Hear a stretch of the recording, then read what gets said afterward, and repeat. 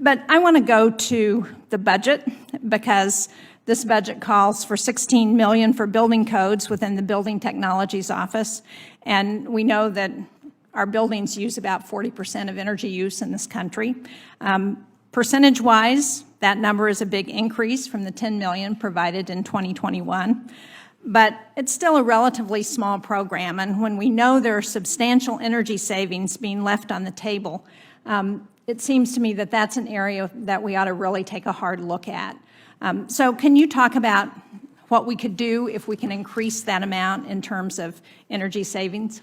Yeah, thanks so much for that question and for your leadership in this energy efficiency space.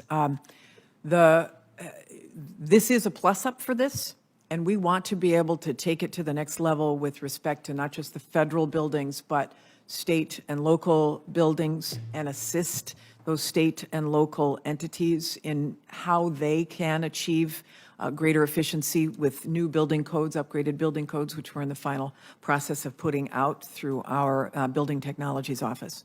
But you are right that it is a drop in the bucket. And if, for example, we were able to achieve the kind of investment that is seen in the American Jobs Plan, for example, that would allow us to really push this much further, providing incentives to states to really up their game on building codes, and allowing us to up our game on advising and giving the technical assistance that is necessary to all of these local units of government to do the same. And as we know, I agree with you on your aspects, but this whole thing is such a big job provider, upgrading the building envelope footprint. Absolutely. A huge opportunity for putting people to work. And as you point out, building codes are really a low-hanging fruit that we ought to be taking a look at. And it's disappointing to me that we've seen efforts in Congress blocked, Congress after Congress, by the home builders who don't want to spend a small additional amount, which over the lifetime is going to really provide savings to consumers. I want to talk about appliance standards also, because the appliance standards program has saved consumers tens of billions annually on their utility bills.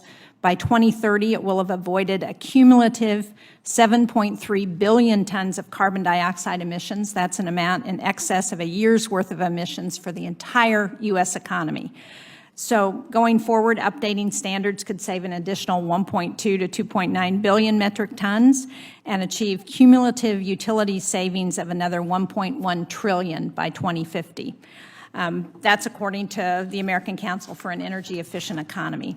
Unfortunately, we saw the previous administration did not keep pace with the statutory deadlines to update appliance standards. So can you talk about what the status is of your review of that, and where you expect to go to make sure we get back on track with respect to appliance standards? Agree 1,000% on this as well. We have, I think, so far filed over 50 notices in the Federal Register of rolling back the rollbacks, essentially, and continuing the progress that is made. You listed a number of statistics in terms of savings, and for the average family, just on the basics, it is about $400 per year, and then you add another $400 perhaps for LED lighting. You can see significant savings from these on a very granular basis as well. We are completely committed to progressing significantly on the appliance standards issue.